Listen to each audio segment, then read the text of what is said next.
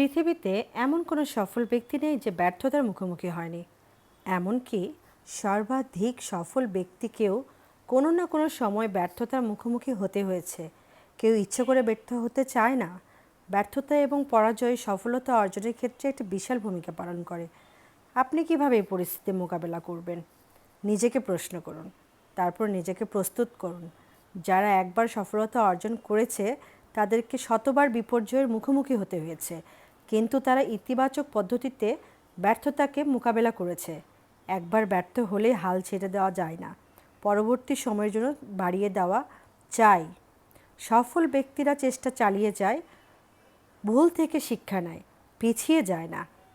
একবার পড়ে গেলে দ্বিতীয়বার উঠে দাঁড়ায়, ফলে জীবন তাদেরকে বিজয়ী হিসেবেই বরণ করে নেয়। বুঝলেন তো? শুভরাত্রি।